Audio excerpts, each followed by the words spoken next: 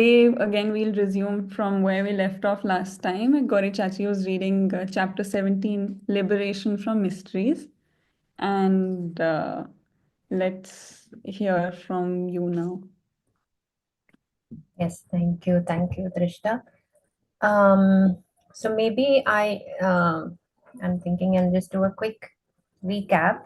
Not really read the sutras as written by Babaji, but just like some main points. So these are not his statements, or the translation. I'm just summarizing it. So this chapter is about liberation from mystery, and so we read like what is mystery or what is mysteriousness. Babaji has defined this as knowing and not revealing, knowing and not being able to reveal, not knowing and not having the ability of knowing. All of this is mystery. So this incapacity is mysteriousness. Um, Also, he says humans can attain complete understanding by way of awakening and realizing, only by way of awakening and realizing. And this realization happens in us. I mean, it happens in each one of us in coexistence when we understand everything that exists as it is, for which we must, one of the requirements that is stated is that we must follow the orders, direction, and instruction of an awakened human being. So, with this realization, we evidence orderliness, and that is when we live with conscience using one's senses. So, the conscience regulates our senses, and it is the sentient unit that goes through awakening. So it goes through five states of awakening. Um, Unawakened, there's an unawakened state, then partially awakened, half awakened, awakened, and completely awakened. And he also talks about a cognizant cycle. We read about this last time, a cognizant cycle in the sentient unit. And Babaji describes harmony and discord in this cycle. The lesser developed activity should, or the most natural thing is for the lesser developed activity to go according to the more developed activity. When this is disturbed, there is discord, and this is what is happening in delusion. So, in delusion, the reason for this is the buddhi is alienated from the Atma, and this is like the root cause of delusion, of ego, of all discord. And we don't want this discord, so we try to be rid of it. There is a wonderful inbuilt regulation. I would like to call it the natural regulation, which is the reflection activity that facilitates this. So he describes how at every level of these activities in the sentient unit, there is the right expectation of wanting to be according to the more developed activity. So this is very briefly like the main things, at least that for me was important from the part that we read on Saturday. I will continue reading now from where we left off. So the next sutra that I will start with today is this insentient atom itself attains the sentient status or plane upon development. So to me, this like just the simple statement is kind of unraveling the mystery of where we come from. So he's stating that, I mean, it gives the idea that there is a progressive development, a constant change in the atom to form many different kinds of atom, and then different kinds of development, and then it attains sentient status. So the insentient atom itself attains the sentient status. And he says, therefore, the insentient atom, upon attaining development, becomes sentient and evidences recognition of senses according to the species in animal order. A single atom is active in the form of a Jivan cloud. So the man of the sentient atom, that is in the animal order, we can see that the man of the sentient atom recognizes the senses and is kind of is in tune with the body, and its needs are based on the species genetics, if I may say so. So it's like the man of the sentient atom has no choice or wavering here. It is according to the species, and this atom is in so tuned with the body that it is in the form of a cloud and the shape of the body of that particular species. That is what he's stating here. And of course, about the Jeevan cloud, I'm sure this has been discussed before, so I will not get into that detail here.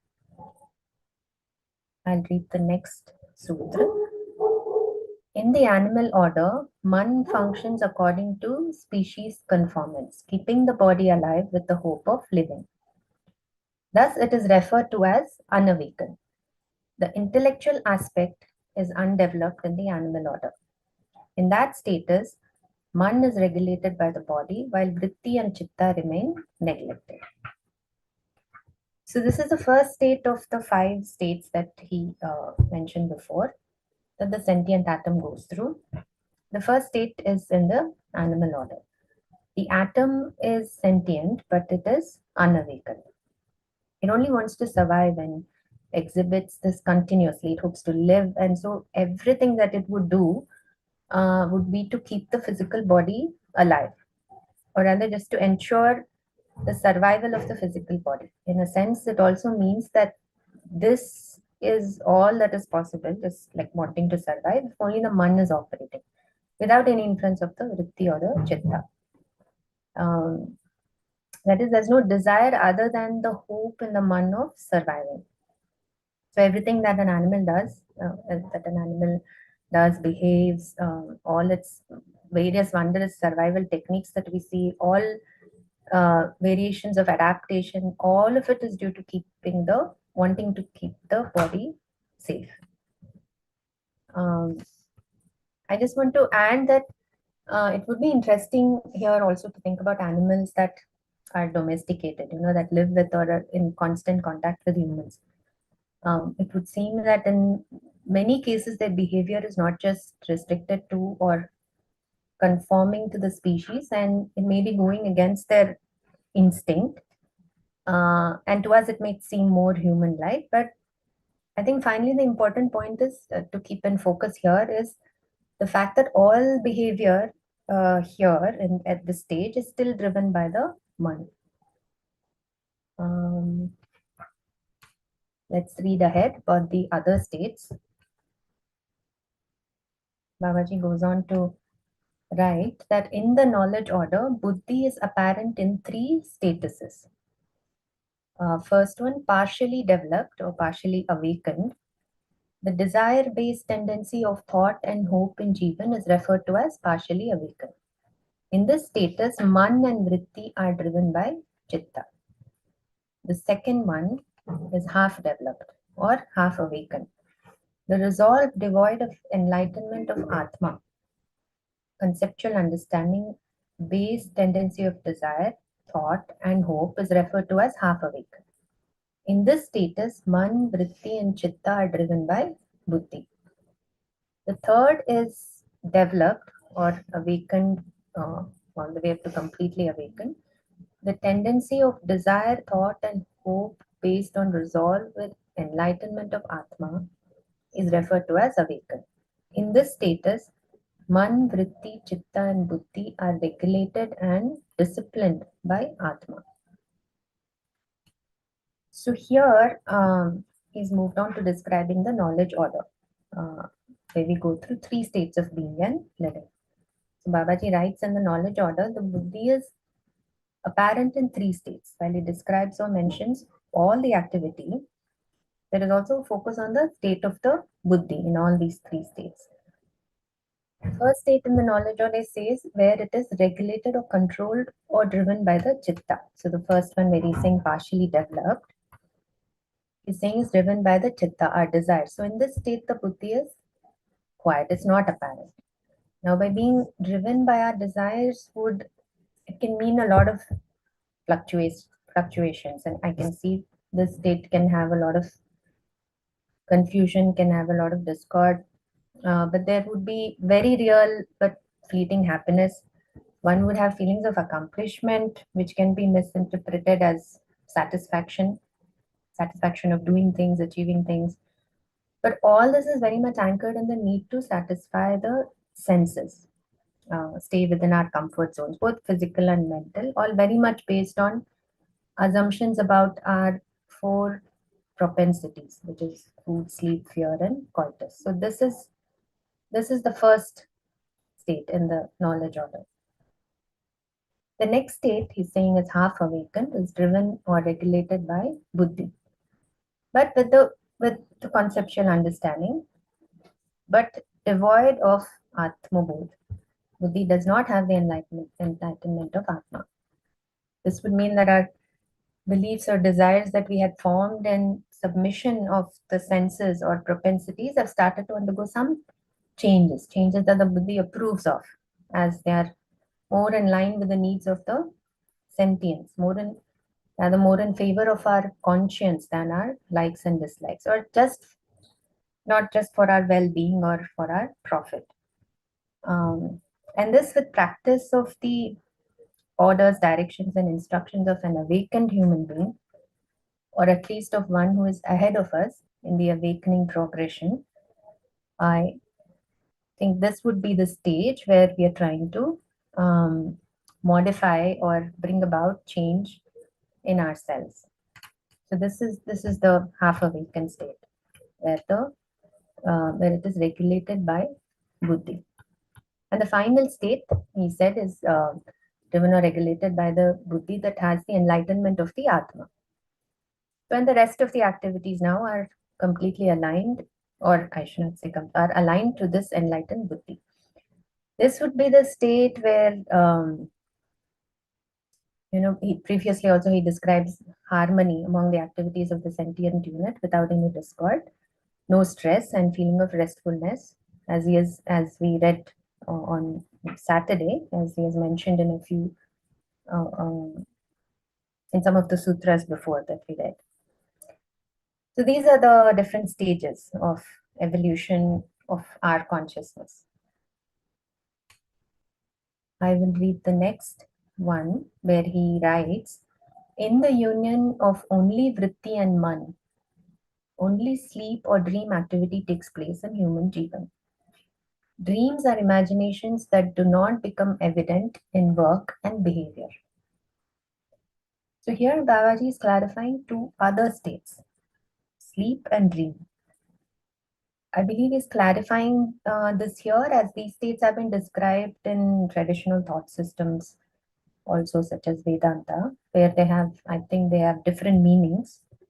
So I would just focus on what he is clarifying here. He's clarifying it very simply. He says that when the vritti and the man are working together, but the body is not involved, meaning there is no action through the body, but just this internal working is happening, this is the state of dream or sleep. This is happening in both these conditions while we are sleeping, which he says is also called sushupti, and dreaming. Also, it would be like when we are daydreaming, we were not expressing through the body. So I think a large part of our living actually happens in these states, and that's our thoughts, desires, that we don't action in living. All of these are dreams, because he's saying that dreams are imaginations that do not become evident in work or behavior. So just an observation to make here, that a lot of these imaginations, even if they are significant to human living, even if they're significant to my living or meaningful, that is thereof, even if they are of humane conduct, but if they just remain as thoughts and don't get action, then they are as good as just dreams. So it's indicating a gap in our desires from, wanting to think about good things to actually wanting to doing them or living them. Just a little thought there. Let's read the next one. Until the enlightenment of Atma, ego, that is deluded beliefs, is the basis of all activities carried out physically, verbally, and mentally by a human being in waking, dreaming, or sleeping states. So, in this partially awakened and half awakened state, because he starts by saying until the enlightenment of Atma. So, in this state, we live, we think, we speak, we work, all driven by our individual desires. Each one of them is a belief at this stage, and he's calling them deluded. This is because it's without the understanding of the entire existence, which is why it's partial, it's not complete. And with this delusion, we live even in our dreams, and this, he says, will be our state until the Atma is enlightened. And it is these deluded beliefs that he's calling as ego. A little bit more about the ego in the next sutra is saying Buddhi without enlightenment of Atma is referred to as ego. Until enlightenment of Atma, there is no lack of ego. So, very clearly, he is establishing and describing what exactly this ego is. He's ascribing it to the buddhi, which lacks the knowledge of the Atma. It is unaware of the existence of an activity more developed than itself, and hence, until this event occurs, which is the enlightenment of the Atma, coincident with the buddhi reflecting and experiencing the presence of the Atma, there is ego. There's always ego due to our deluded beliefs or desires. So I think these deluded beliefs are what we assume to be I, and the buddhi, which lacks the knowledge of the Atma, assumes these as a kind of a sense of self, as this is me, this is I. I know everything that we believe about ourselves and the world around us, and this becomes our identity, this notion of me, the self, and this is what he's calling as the ego.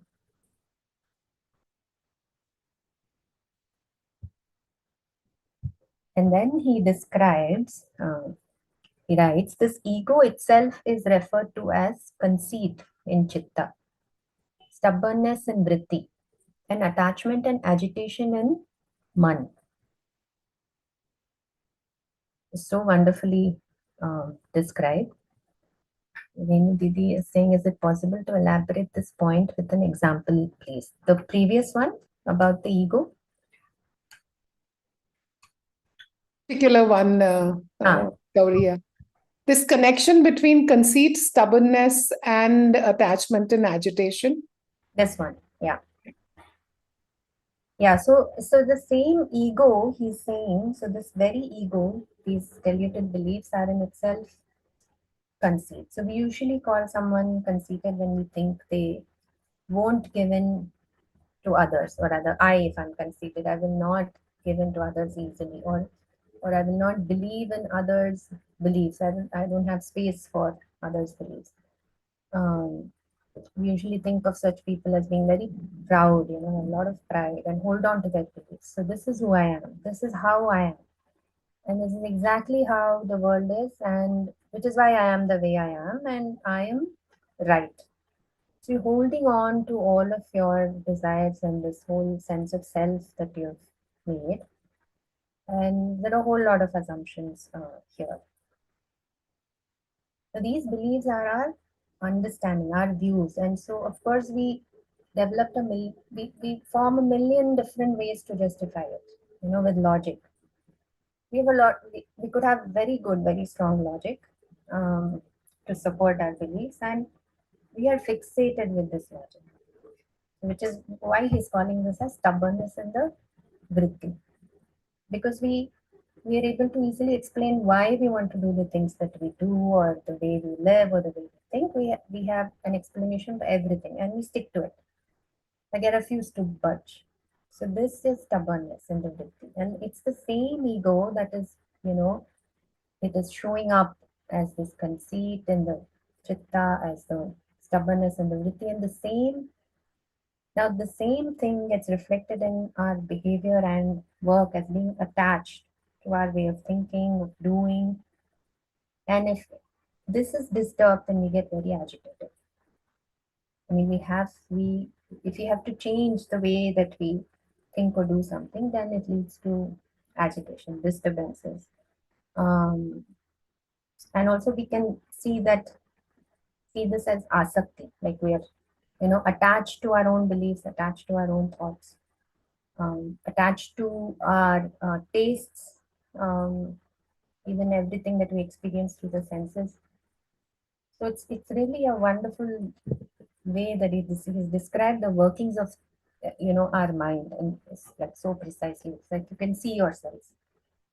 I hope that is again. No, I'm just wanting a little bit more clarity. Also, let me just say how I understood.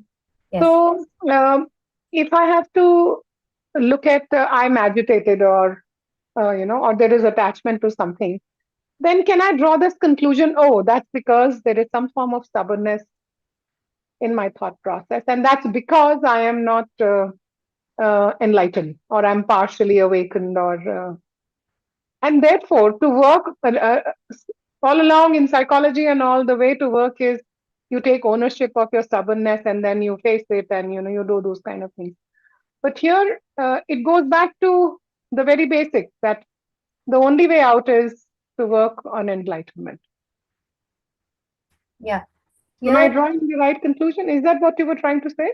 yes. Here, in fact, Babaji, at least from what I understand, he nowhere he points out that we have to observe our thoughts, work at our stubbornness, work Yeah. at our I mean, the language is always, you know, understand. So yeah, like for example, he describes what is there in existence. There are units, and then Yeah. there is space. Unit is submerged, and all of it, sampriktita, all of it in space, and because this is there, there is a certain kind of vyavastha, there is ordinariness.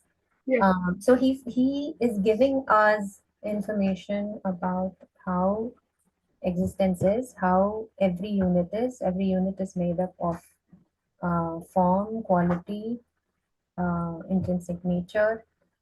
So he's giving us this information for us to lead us to that, to be able to see how things actually are, and to be able to see how we are in that orderliness. And so Yeah. his focus is on complete your understanding, and Yeah. then the rest of it will automatically flow.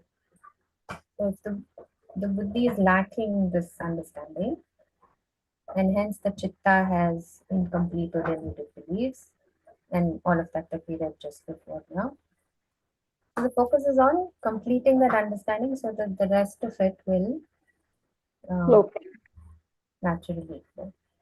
Rather than trying to, I mean, if I say, okay, I can see that I'm stubborn or I'm getting angry because I'm so attached to something and I don't know to let go. If I keep focusing on that, it's more like just focusing on something negative about myself. I don't see how that will help me um, get rid of it.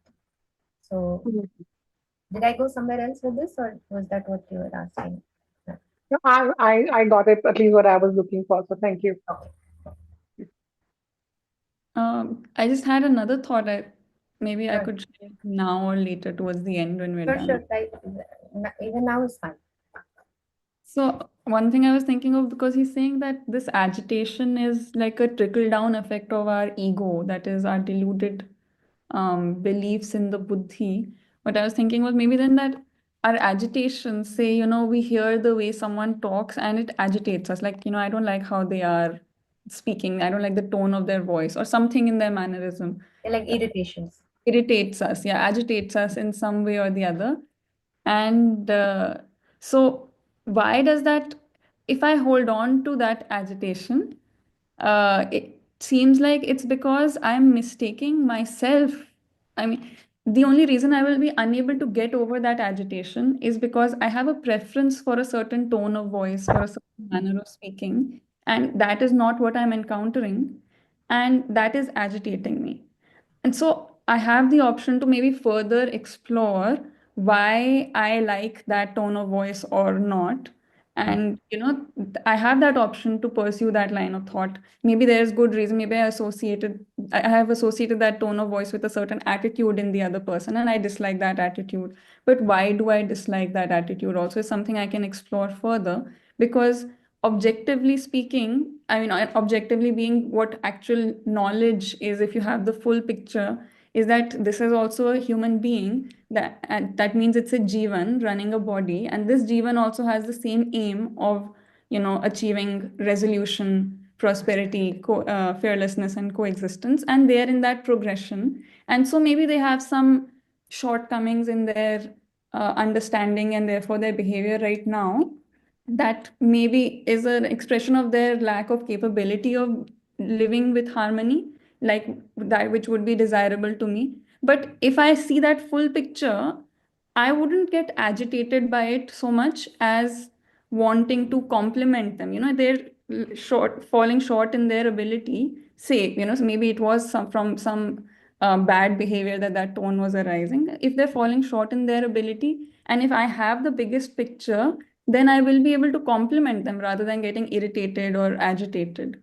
And the only reason I can see that we would not be able to move past our agitation is when we are not choosing to take that option of exploring why we are getting agitated, what beliefs we have associated with that. And that I think connects to identifying with our beliefs and with our preferences of tone and mannerism, etc., etc. And the only reason we would identify with those would be when we have nothing better to identify with, which is the Atma, and what our real identity is the Atma that is capable of being mediative, being complementary in all situations, because it is the Atma which is capable of experiencing the mediative omnipresence. So in that sense, I'm seeing how the ego could trickle down to our agitation. Because if we have that identity, if we have that self realization or realization of my Atma, then I wouldn't be stuck on my agitation. I wouldn't get agitated to begin with. I would see how to complement. Yeah, I see that too. And that's a very relevant point. It's about when you live in that consciousness that everybody is like me, then obviously you do become Purak. And I see that. It's though much as I understand it intellectually, when it comes to a situation when I am getting irritated or agitated, I tend to work the way we are all used to, as a habit, where you start seeing, okay, why am I irritated, and this is what I was not liking about it. So you work on your patterns. But this is beautiful. It's a good reminder. So thank you. Nice. Yeah, nice, Krishna. That was a good addition. Should I continue? If anybody else wants to share? Okay, I'll continue. Agitation and attachment are totally incapable in making human life successful. Therefore, one studies, experiments, and endeavors for uprooting the agitation and attachment. So here we are with all of us trying to get rid of this attachment and agitation. So this what he's saying is the subtle attachment is what we need to work on. Probably the gross attachments in the outer world, like let us say towards, I don't know, towards things, towards physical things, it may be in fact easier to try and abstain from. But the subtle attachment, this is like hard work, but the fruits of which are what we all want. We're all craving for this, and so we search, we study, we experiment. All our endeavors is to be free from this attachment to our own deluded beliefs. Because I think when this happens, when this agitation or disturbance happens, that itself is like it's an indication that something is wrong, and I need to figure out why this is happening and need to change. So it gives us an opportunity actually to get rid of it. Um, so we can use this assessment of our own attachments and agitations, make a list of them maybe, and see what we can do to ease them, focusing on what kind of living behavior activity would help us finally get rid of these attachments that we have. But being aware of them is the starting point, I think. Yeah. Right. So it's interesting how he states that if there is any agitation or attachment, it will always make human life unsuccessful. It's totally incapable in making human life successful. I like the way that is stated. Yes, I had missed that nuance. Yeah. Yes. Okay. The next, he writes the absence of man in the refuge of vritti, vritti in the refuge of chitta, and chitta in the refuge of buddhi itself is the contradiction between man and vritti. And man and vritti, vritti and chitta and buddhi. This itself is intellectual mystery. So this kind of a reiteration of what he's drawn our attention to before. Like the lesser developed activity has to take refuge in the more developed activity. In a way to say that um, the lesser developed activity is protected and won't go awry. Otherwise, there will be trouble. So this also seems to reflect lack of awareness. There cannot be any awareness if the more developed activity is submitting to the lesser developed activities. So mystery is like, it's the lack of awareness of understanding of what we actually want, what will actually bring us happiness, peace, contentment.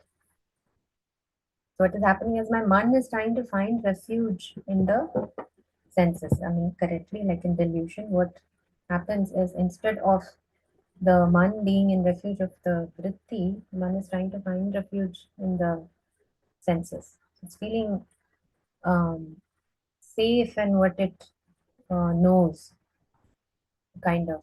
Vritti is trying to find refuge in the man by building logic for what we want to keep experiencing through our senses. And of course, our chitta has found refuge in vritti, man, and the body, trying to harbor desires or beliefs that kind of ensures the continuation of pleasure from our comforts of food, sleep, fear, coitus. Um, Whereas if our desires have found refuge based on, let's say, based on order, like understanding in the buddhi, our analysis and logic is for those desires. Then would be free of asakti or attachment that we were talking about. And our man, then even in our man, our taste is only for such thoughts and desires that are under the refuge of this orderliness. And then there is no mystery and no confusion, no discord, no indecision. So this he's saying this intellectual mystery exists until the buddhi becomes aware of the atma or accepts the atma. And now he goes on to say how this happens. What is the process? So, what he Sorry, writes. can I just ask a question here, or would you rather that I hold it No, for go later? ahead, Renu Devi. Yeah.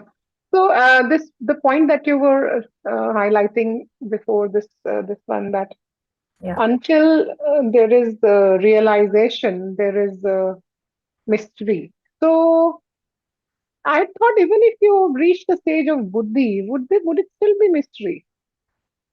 What would be that would call it non-mystery at Atma? Because I thought in at the level of buddhi also you have understood, haven't you, deeply? Or unless I have understood it wrong, or there's some gap in my understanding. No. So you're saying that there should be. I mean, why is it that mystery is until the enlightenment of the buddhi and not the atma? Is that your question? Yeah, I had assumed that at the stage of buddhi being awakened, that means you are getting in touch with the intrinsicness of the whole existence, isn't it? Um, so what was it?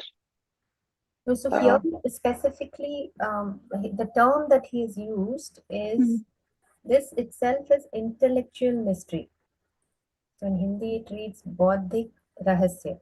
hmm, So The Bodhik Rahasya, if I understand it correctly, is talking about not knowing everything that exists as it is, and the final point of that would be that there is somebody higher than me also. That the finally would be the Atma Bodh. And the Atma, of course, that has had the realization or enlightenment in the, I don't know if I'm using the right word, in Vyapak, in the omnipresent or omnipotent. Hmm. That would be like the final last bindu there. Hmm. Point. I guess it's a bit of a How I touch and go understand. for me. It's all right. Let it pan out. Some things we need to stretch ourselves to understand, so it's okay. I'll go along. Okay.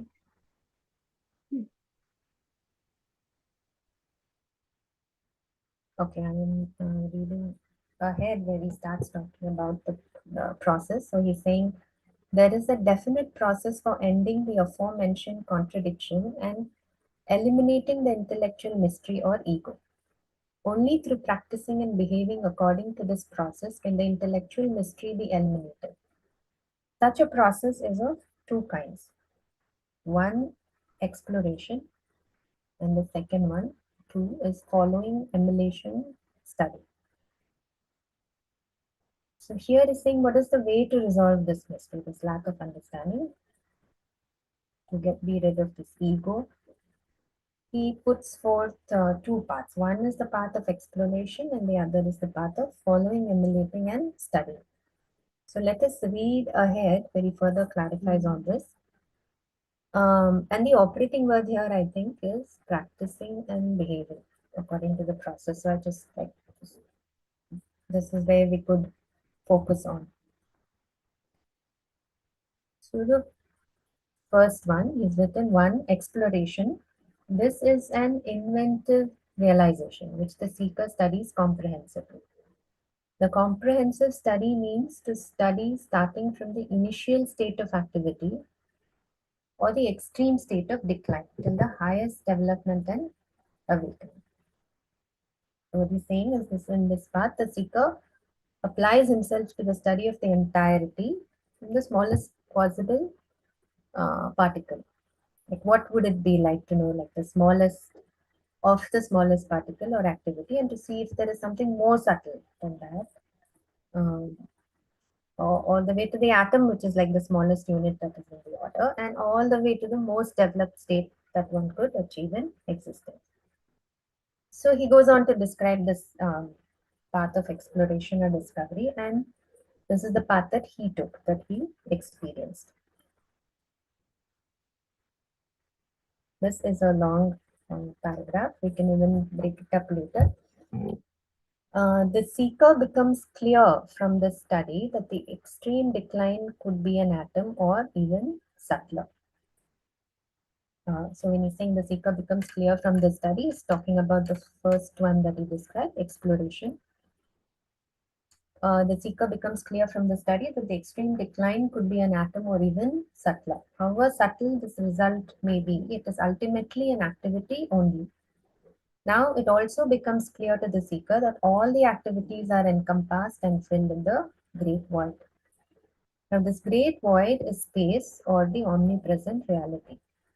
The uniform presence of the space everywhere is the only reason that omnipotence is available to all units for being inspired equally for activity. In such a samadhi accomplished seeker, the knowledge, wisdom, and science gets attained, who has seen the entire decline and development, the self, and found oneself to be in a certain status of development within the continuously evolving universe. From this point, the seeker directs their study towards development. It is determined from their study that the highest point of the development lies in the realization of the omnipresent, omnipotence, in which all the activities are ceaselessly active. Attaining the potential, ability, and receptivity for realization in this omnipresence itself is the greatest human endeavor. This itself is awakening. The seeker also realizes that this goal is not just their own or of an individual seeker, but the final goal of all humankind. Thus, in order to acquire such potential, ability, and receptivity, the seeker attains the state of just behavior in oneself towards humaneness from inhumanness. When the seeker becomes completely established in behavior based on justice and thoughts based on dharma through practice, then such an accomplished seeker instantly starts developing the potential for awakening of sentient aspect that remains towards deific humanness and divine humanness, and consequently becomes worthy of it and attains it. One starts realizing the existence of entire nature, development, and awakening in omnipresence. As a result of this accomplishment, the seeker has the realization that life has become successful and the ultimate awakening has been accomplished. This establishes in them the bliss of realization and the capability to instill the same in the tradition as evidence. After this accomplishment, the expression to prove the capability of uprooting mysteriousness and the absolute need for humaneness in behavior becomes the evidence. So that was a very long paragraph. Basically, here he is describing his the process that he went through, and here I think I would like to focus on all the points that he realized and accomplished.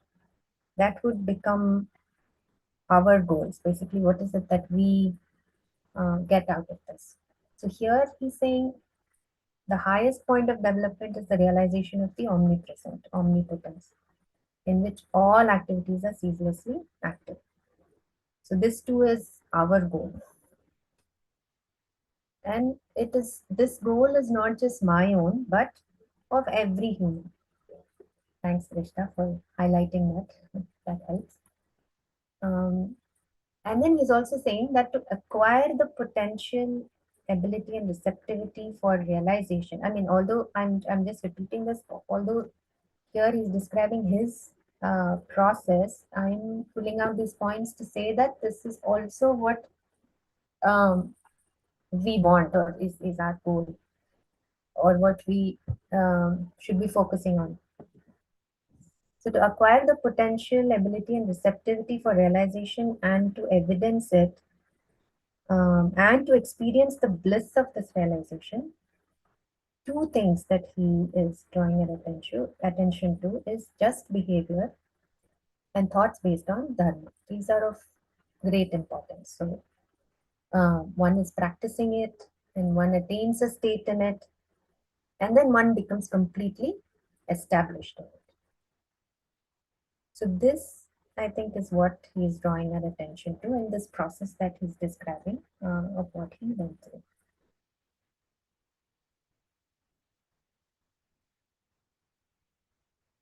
I will move on to the next one, the second one.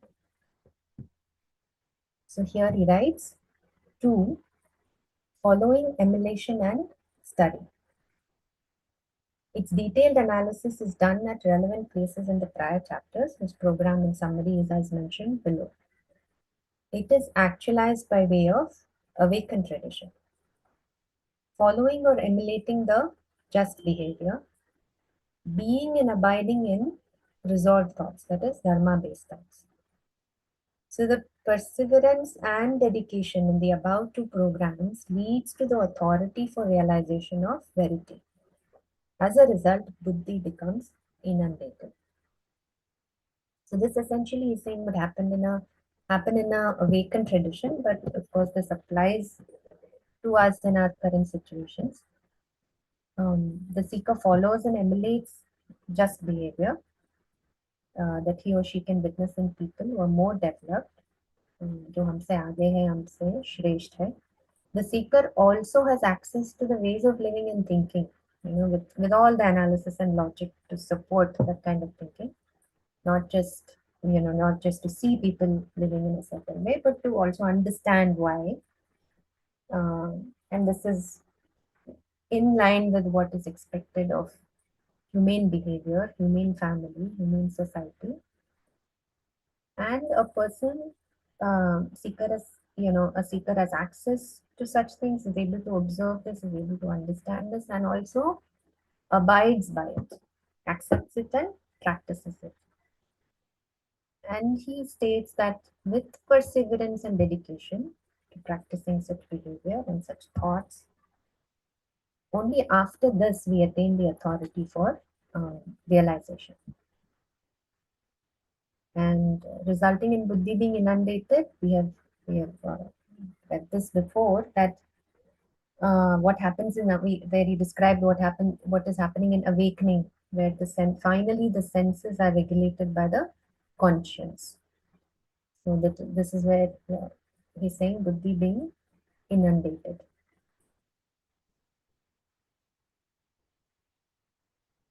And then he writes, accordingly, when the seeker becomes established in the just behavior and dharma-based thoughts, the realization-based description of how the activities of man, vritti, chitta, and buddhi takes place is as follows. I mean, he's going to go into the details of how these activities take place when the big seeker becomes established in just behavior and dharma-based thoughts. I mean, his thoughts and behavior has to be conducive to justice and dharma. And so, what transpires in each of the activities of the sentient being would be described ahead. Unfortunately, or fortunately, that is till where I would be reading this chapter. I think Rahul Bhaiya would be reading the sutras ahead from here. So this is where I'll stop, and he will go on to read how Babaji has described everything that transpires in the activities um, when such activities are conducive to justice and dharma. So this is where I stop, and if there's anything that needs to be further discussed, we can do that now. Thank you, Gauri Chachi. Yeah, I think, I finished early again today. yeah, as you had predicted.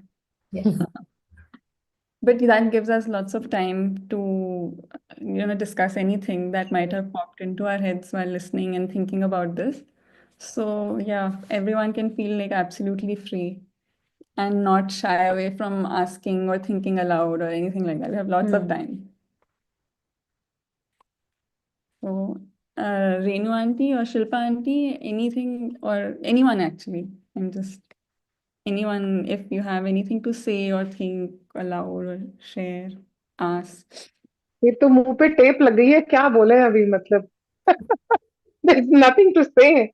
It's just to kind of just metabolize it. It's the nuances become clearer, I think, when it's read again and again. And so one thing that was coming to me was so when you are in that space where you have this conceptual understanding and you are consciously trying to live with your action and you're aligning with it because you've understood the concept. Is that what is buddhi or no? It's something more than that. What is that stage where we are conceptually understanding and trying to live by it? It's like I got irritated with my mother-in-law just now, and I could feel it rising because there was something happening again and again, and I'm like, and then it came, okay, hang on, just pause, Renu. She is doing it because she's wanting to express, she's wanting to say something. She just wants to connect and communicate what are her needs, and there is an incapability. And can I just pause and understand? So now I understood that there is this relationship, and let me give it to you. So what is that part? Of course, I'm just talking about a fraction. There is this whole existential design which I haven't really understood. But just to kind of take a small example to say, so Buddhi is about all intellectual understanding about concepts, but not really uh, integrating it so deep within me that it's my instinct, and I flow from there all the time. Is that the difference? I'm wondering. Um, yeah, like I feel that what you just described as conceptual understanding would still be there. We are trying to work these things out for ourselves. That it it could be that we're still building the logic for it. For the I Hmm. mean, this is completely my thinking. I could be totally off or wrong. Let me just state that upfront. But it could be that we are still working the lot because it seems like we need to convince ourselves of the way that we should be. Hmm. It too, I also feel that sometimes these small irritations or agitations are um, would still be there, I think. But I think that will take us into a more deeper topic about the workings with the brain, etc. I don't want to go there. Hmm. But that I think it's not uh, so bad to get a little irritated, agitated sometimes, and it could also I also believe that these things happen with age and also with illness. I don't know if I'm being clear, but some of these little irritate, a person who's unwell can more easily get irritated than a healthy person. A child who's unwell is more irritable than a child who's well. So I'm talking at that level. But anyway, uh, that's Can one spot that level no of in irritation. ourselves when it is physicality or there is a consistent pattern of uh, annoyance. But let's assume the physical part is separate, and uh, maybe that's not the one and the other one. Then you are able to spot it's somewhere. There are lots of things sitting, for me to feel annoyed, and they are multi-layered. Based on your past experience, certain conditioning, the way you've been brought up, some idea sitting in your head, Yeah. and then you wade through it, and you go to the essence of what I have read and understood, and I want to bring it into my intellectual capacity, and try to bring it into my behavior. I'm understanding that as practice. Is that what practice is? I'm also clarifying my own concepts because Yeah. I tend to see life without uh, the jargon that we've understood in Vidya, but I'm trying to match it now. I think it's important. But I see this process happening in life where there are times we do this, and there are times we just allow our past conditioning to just slip into our behavior and behave like that. And then there are times when there are certain subtle disharmony within the body that makes us not be in that space of being able to manage. I see that as well, the physical part of it, the brain part of it. So, sorry, I got lost. What was my question? It was about buddhi, and then is that what is practice? And so, till the time we are practicing, would we say we are operating from partial buddhi, partial understanding, partial awakening? And only when it is consistent flowing as my instinct would I say it's realization. Mm. I have this assumption that um, like where Babaji is stating that only after the seeker is established in living with just behavior um, and with dharma based thoughts, Hmm. then he is ready for um, remember the exact lines now there, but that is when he is kind of has the arhata. Hmm. That is when he's ready for the next stage. So for me, I place this awakening of the buddhi after a seeker has um, a seeker is established in Hmm. living in completely living with justice in behavior and dharma based thoughts, because I feel that then would be the uh, minimum qualification for the buddhi to be awakened. Hmm. Less than that, I feel a lot of things are already happening at the level of the man, vritti, and chitta. The awakening of the man, vritti, and chitta, and a lot of the practices that we're talking about is still at this level. And having practiced, I think when we have the tripti, the I don't know the word that Priya is using exactly for tripti, but I don't know if it is, Fulfillment, I think. sorry, I think either fulfillment or fulfillment, satisfaction. or One. Not it. and so until we have the tripti and the kind of realization that yes, this is correct, this is right. Unless that is happening, then I mean that would be the minimum thing to happen for buddhi to start. If I'm understanding, sorry, I'm going to read this the highlighted part again. So Mhm. it says when the seeker becomes completely established in behavior based on justice and thoughts based on dharma through practice, then such an accomplished seeker instantly starts developing the potential for awakening of the sentient aspect that remains towards Deepik, which is Dev Manav and Divya Manav. Mm. Correct? Yes. So, and consequently becomes worthy of it and attains it. So, Mm. which means this um, establishment in behavior based on justice and thought and based on dharma through practice, this is a state of enlightenment, isn't it? This Or is you saying then you're getting ready for buddhi?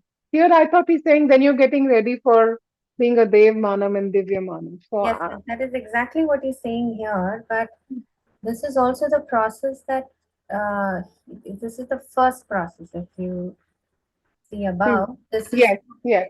This is the first process of yeah, exploration, anusandhan. exploration and Yeah, the process that he went through. yeah. This is his process. But Okay. we will also read later, like Hmm, even here, when he's in the second process, uh, hmm, he says that the perseverance and dedication in the above two programs, so you have to follow, emulate the just behavior. hmm, You have to abide by the dharma based thoughts, and it leads to authority hmm, realization. And in the sutras that come ahead, hmm, also we will see um, that how he describes the states of the man, vritti, and the chitta in hmm. uh, while doing just behavior and dharma, and how the human being should be living. Like if I can read one thing ahead, where he's talking about how one would produce more and consume less. So that is Hmm. one example, but there are many more things ahead where he will describe what is the state of the man and the vritti and the chitta of a person Hmm. in this process. I would just like to, so Yeah. it's because Disclaimer. just put a disclaimer there. Actually, because in preparation for this chapter, I was mapping up the different editions of the book, Mm. and this was a major change that happened. This particular anubhuti came after the first method originally. And then in the later editions, the order of what anubhuti, which method, the originally the first method described for liberation from mysteries was this following emulation and study. And the second method described was exploration. Okay. And in the later editions, their order was switched. So, which is fine, but actually, all the anubhutis that come later, starting from here, were Hmm. all in reference to anusandhan, the exploration method, not the following emulation and study method, which had already been covered before the exploration method. So Oh, actually, really? yeah, so that's why this also follows the same vocabulary of seeker, sadhak, which has been used in the exploration method. So this is actually following the end of This this. paragraph. Oh, okay. Okay. Yeah, but while that is true, what Drishna is pointing out is true. Um, I would also appeal to us to focus on our journey in the sense that what are the things that we need to have or do to be able to get to the state that he's describing. And so, I mean, what I'm trying to say is, I don't see how, while he's saying emulating and what is the word he's using, abiding, which means that you would completely be emulating just behavior and you'd be abiding by such thoughts, would also mean that you would try to live by it. And I really don't see how, if one is not doing that, or if one's vritti and chit is not at that stage, why would the buddhi even awaken? I mean, I just feel that the level of expectation is quite high here, is what I believe. I mean, I cannot imagine a person who is still having deluded beliefs, um, who's trying to emulate just behavior, who's trying to think about dharma based thoughts, but is not able to live in it. Um, why would the buddhi be interested? I think the The difference is question between I have. trying and being fully established in.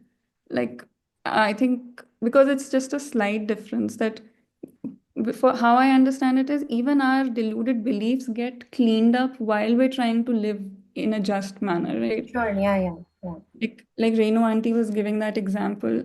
Unless I want to, discard my preference, health and profit perspectives and rather view this situation from a justice perspective, I will never have the need to figure out what a just perspective to that situation would be. So Mm. I feel like when you are in this process of following and emulating just behavior, you realize that, I'm getting agitated here. This is definitely not just. Or I said something, and even if I didn't say something, it's getting expressed. Those values are not flowing that should be. This is definitely not just. So, what is the issue here? And then it leads me to think about, okay, where are my thoughts incorrect, disorderly? And that is when I would have to kind of sift through my belief systems and align them with actual order rather than my existing deluded beliefs. So I think in that way, this is describing the process because it's talking about what will allow us to fix our deluded beliefs is trying to emulate just behavior, which would require trying to establish ourselves in resolution based thoughts, orderly thoughts. And that is how we slowly, slowly clean our deluded beliefs and start giving actual material to the buddhi to work with. And therefore, in this perseverance and dedication, we slowly move towards the authority of realization because slowly, slowly we are filling up the buddhi with appropriate things, and eventually our deluded beliefs have all become cleaned, and our, contemplation or our buddhi is full of a more wholesome darshan of a holistic perspective of looking at situations, but still, there's something lacking, and then that leads to Anubhav. But it is then afterwards, and I'm imagining now this was just approaching uh, Anubhav while trying to live just in just behavior and trying to have resolved thoughts, but actually being established in just behavior and established in resolved thoughts would happen afterwards. Like just a slight difference between working towards it, attempting it, and then finally achieving it. It's like, you're learning to play the guitar, attempting it, and finally you've learned it. Then when that's only when you can say that I am established in playing the guitar. Yeah, I think we're in sync with the process of practice and being established. If it is just a matter of the word established, then that's fine. I think we're in sync with the process. yeah. As a process, even I've kind of understood that. It's like Yeah. the image of एक कुआं खोद रहे हो और एक नदी है. You're trying to get the water source by taking something, and then there is just a forever river. Yeah, acha, now I guess. It took me a while. It's exactly what you were trying to say, but a different image came to my mind to try to understand. Yeah. Right, Yeah. right. Nice. या canal खोद रही हूँ और फिर attach हो गया नदी से God.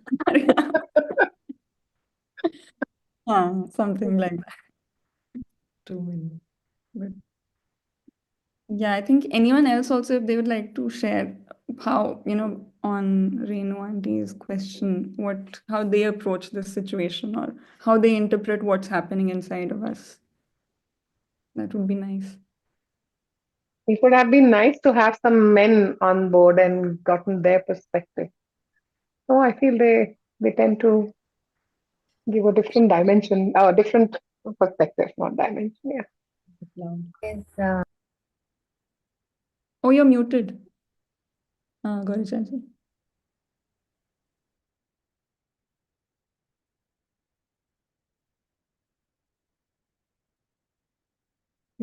No, Gauri, you're muted. Were you it saying said the something? host muted me, so I couldn't. For a Okay. while, I couldn't Sorry. unmute myself. Yeah. Mm. No, I was just asking if Rakesh Bhaiya is still here on call or. I don't see him. His Okay. name is not there on the screen. Okay. I think he dropped out in the middle. Okay. Hmm. Yeah, namaste. So that was a very interesting conversation. So yeah, so I don't have really much to say, Renu Didi, like you're saying our perspective, but I think basically what Drishta was saying that, in the relationship, the just behavior. So I think it really comes down to that am I doing justice to the behavior and accepting the someone. So I think that is how I would see this. Yeah, so that's all I have to add. And yeah, Gauri Didi, it was really nice. So thank you very much. Thank you, Didi. Thank you. Yeah, somehow I like these sessions where we can have a conversation. It's Yeah, absolutely. Yes. it brings out real life issues, and it is helping me a lot to get clarity about certain things. So thank you. Bye. And thanks in large part to your and Shilpa Auntie's contribution, actually, because you're the ones who bring out the vyavaharic questions so that we all. I mean, I would expect all of you to just say, okay, no more questions, because I am forever this bubble something in me that I need to see it in life. Otherwise, it becomes too much of a head thing, and I can't manage it. No, Not at all, Renu Didi. I think it's very, very important. This is what makes it alive. Otherwise, we would just be like mute, So please go ahead whenever. Like it really makes it more interesting, more vibrant, and we have so much more conversation, discussion. So Yes, always go ahead. yes. And sorry, you coming in January to Hyderabad, Drishta? I'm going to try and come there, even if it's for a couple of days, both to meet all of you. oh, It'll be uh, really nice. Yes. I we'd met love, you as bachus, and now you're big girls, and I would love to see you. Yes. we'd love that. I'll share the The dates. details. Yes, please. Yes. Thank you. Sanjana was also doing a +1 too, and I also like 100% agree with Shilpa Aunty. I am always really grateful when you ask questions. It really makes it so much more interesting. Ah, thank you. Okay, you asked for it. Yeah. No, I'm going to be careful. No. I also Anisha Masi actually, because she also does this when adding more vyavaharic angles to looking at the tattooing, and it is vyavhar darshan, so we must do that. That is one thing. Yeah. एक बात और, sorry, now it's only a girls group, I can say it. It's also online.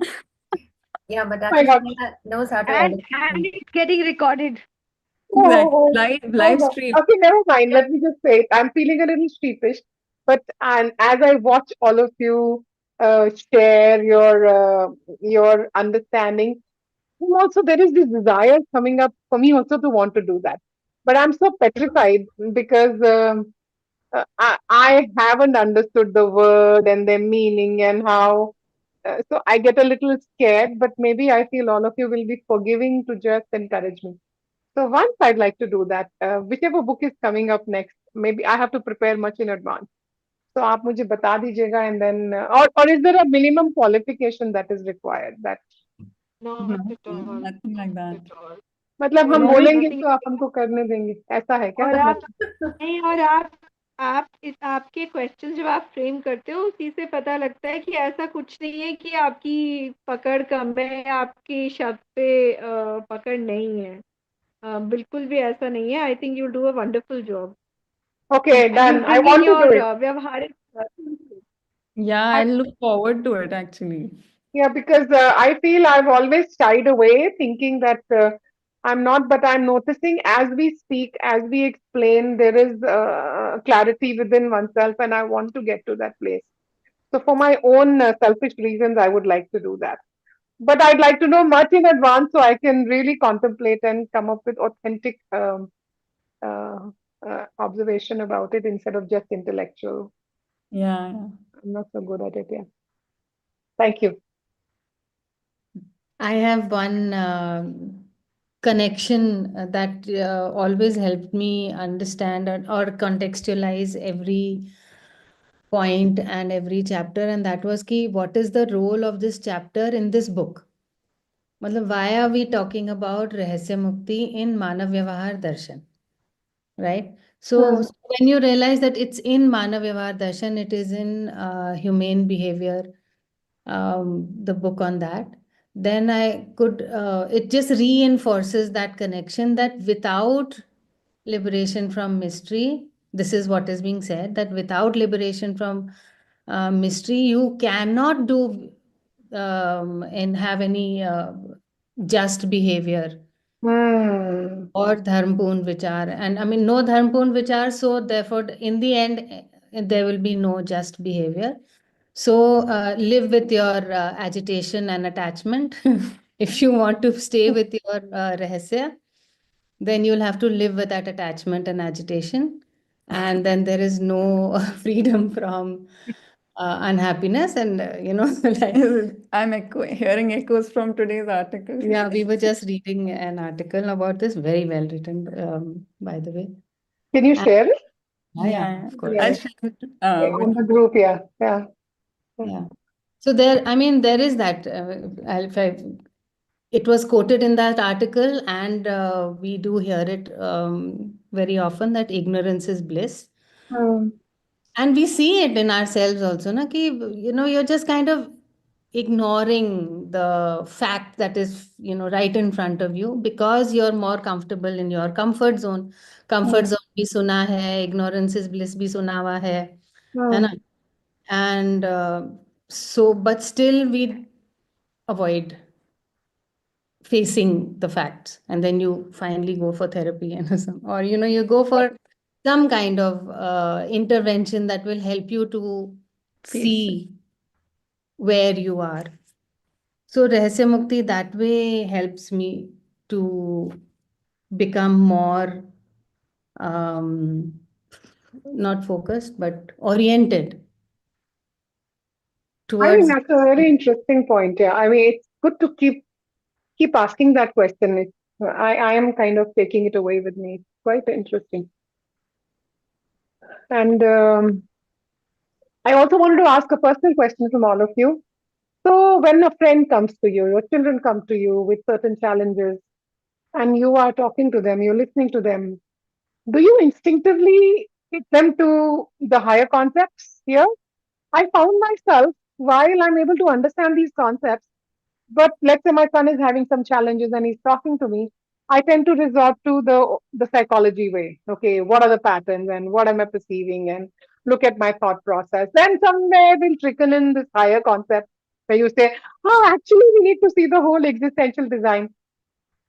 I am curious to know, how do you manage something like that within yourself and with everybody else? Is there, are you also in a similar space, or you're able to crack it? Then it would be lovely at some other time, if there's no time now, to be able to hear. How do you go about it? Yeah, I think we have a good 12 minutes that we can go and get into this, I think.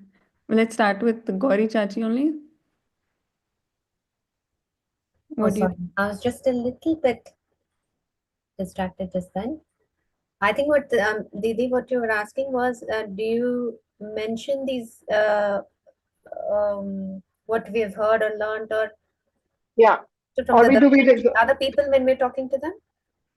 yes, yes. Other people who going through a tough time and they come to you because they think you can help them, but the help ends up going the old ways and not really the new way, or the new way will trickle in only towards the end. Well, I can only tell you what I mean. I personally what happens with me, but that of course does not mean that that is how it should be dealt with, because it's, I think, also my personality that I do not bring in the darshan words or the uh, I mean the exact. Hmm. Of course not the exact words or I would not say vyavastha in Yes, yes, execution, yes, संबंध को देखना पड़ेगा, things like that, because that normally that would put people off. If yes, it comes across as like a bada shabd and things like that, yeah. I But would do you just take the meaning to them? Let's forget the word. Do you take the meaning? Do you start with that premise that you're uh, taking the if meaning to them? there is if that person is actually sitting down to have that discussion. Normally that is not the case. It is just these things happen while you're in between something, right? Just it Hmm. just kind of happens, and in most cases the other person does not have that time to go into the detail with you. Hmm. If they do and they're willing, only then I would go into the meaning. Otherwise, I would not, because then it's not their need right then. Their need Hmm. is to be, I mean, if they are disturbed or something has happened between us that disturbed, their need would be to be heard, Hmm. or, to deal with that situation immediately, but not really analyze it at that moment or have a discussion about it at that moment. But if it is that kind of person who wants that kind of discussion, only then.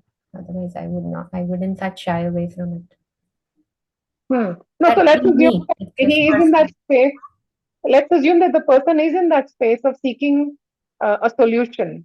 At that time, do you find yourself giving a solution which is based on Yeah, automatic.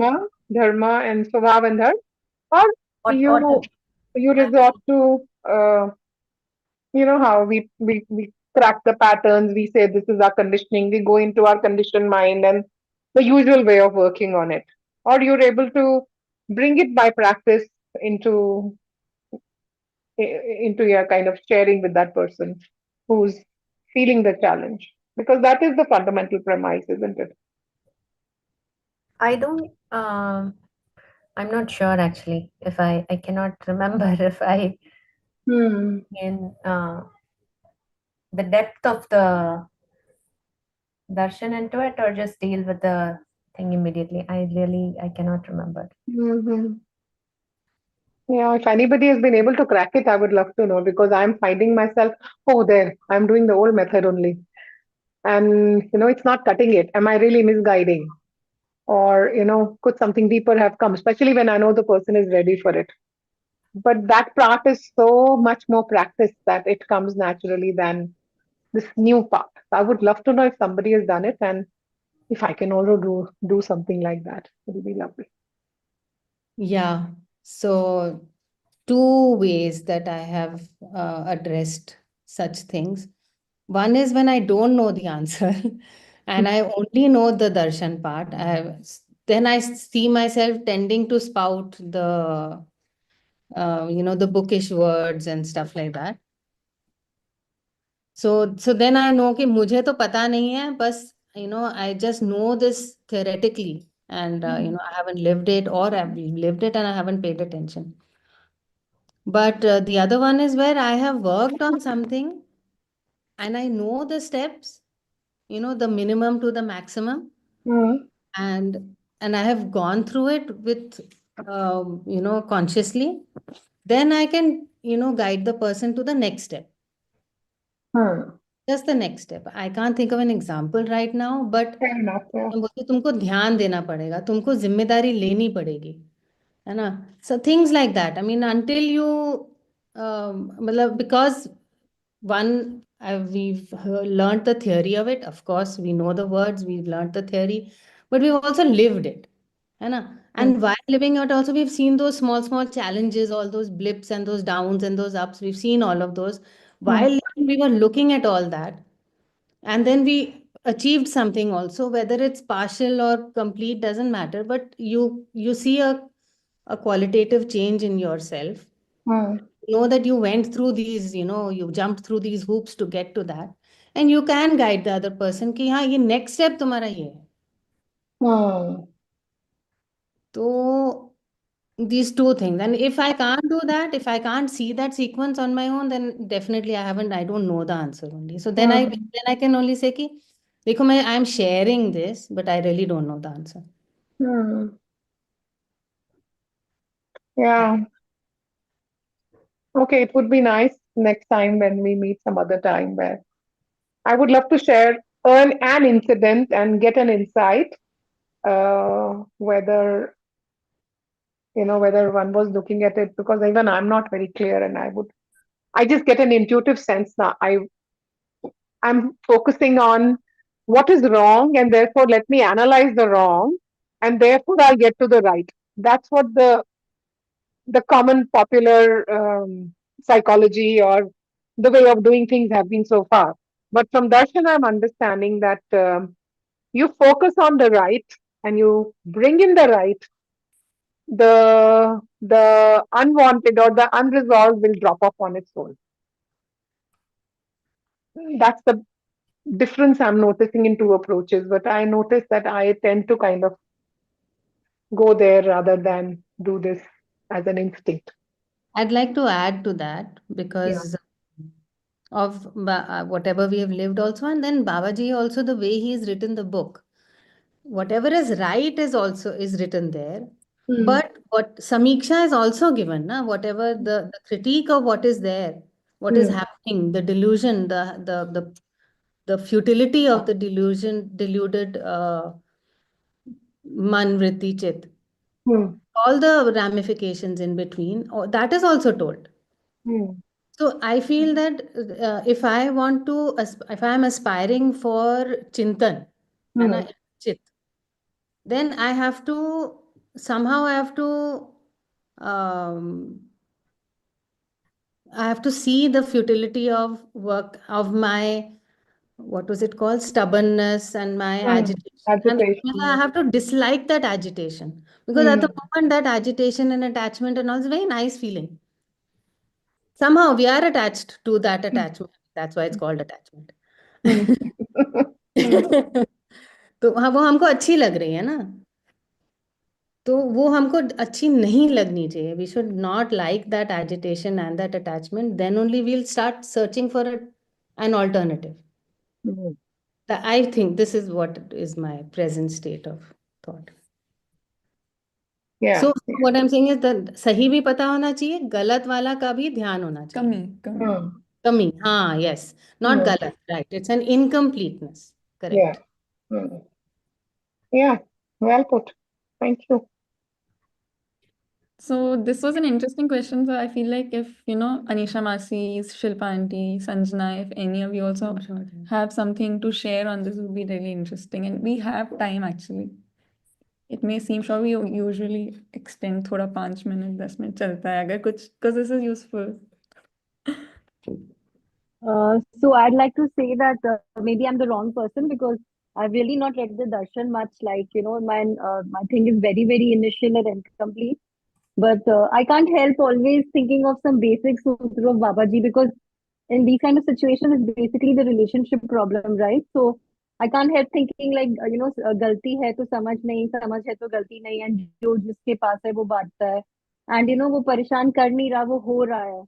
So somehow like I find in these kind of situations, it all kind of boils down to some very very basic things and definitely I like to share that जब ऐसा कुछ होता है तो. But yeah, like not dive into darshan because I'm not even capable of that right now. But yeah, this is how I see it. So always like those very small sutra always come to me in such situations. Yeah.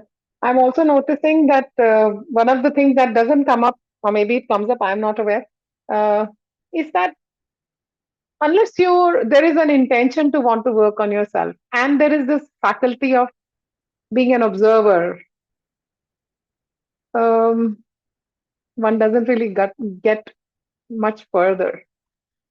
And how to develop those faculties? Of course, there's lots available, but yeah, sorry, it's just I'm just thinking aloud. This is not connected to my question at all. Just thinking.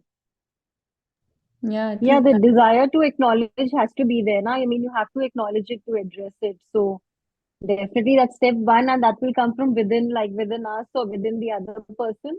They have to want to address it to take the next step.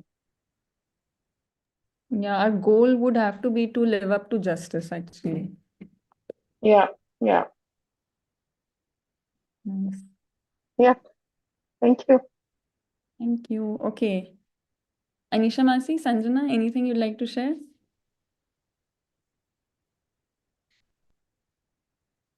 Um, so I have mostly been in listening mode today and just enjoying listening to everyone's observations, everyone's reflections, questions.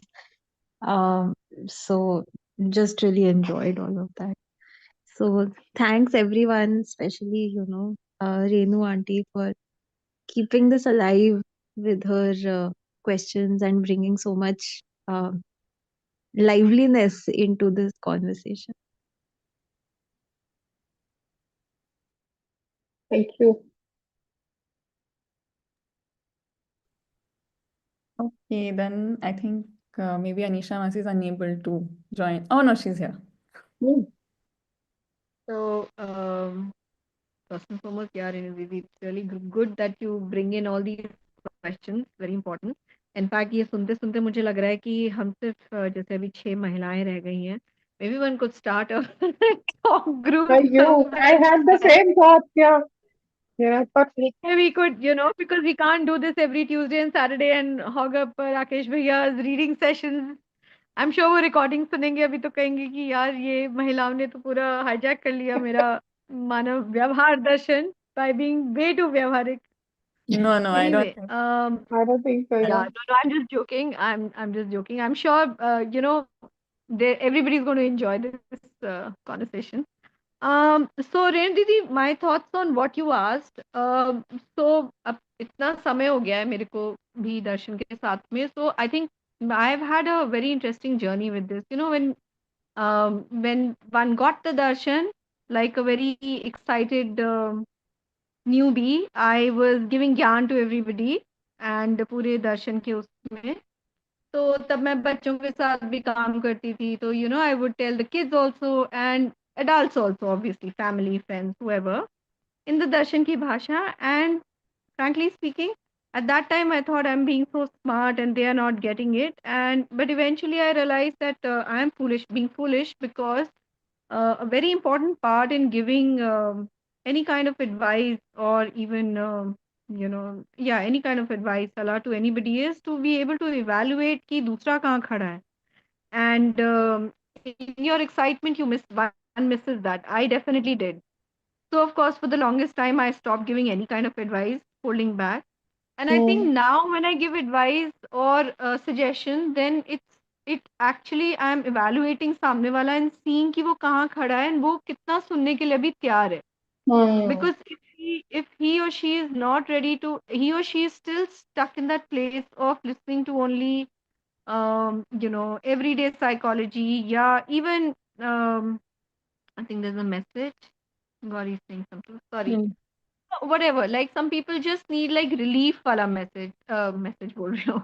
Relief wala advice or suggestion. Then maybe it will just be limited to that. And if I can see that they want to delve deeper also, तब भी like I don't think I've ever gone Satvik with anybody except for couple people who I knew were anyways deeply exploring something. उसके अलावा Oh, we lost your voice.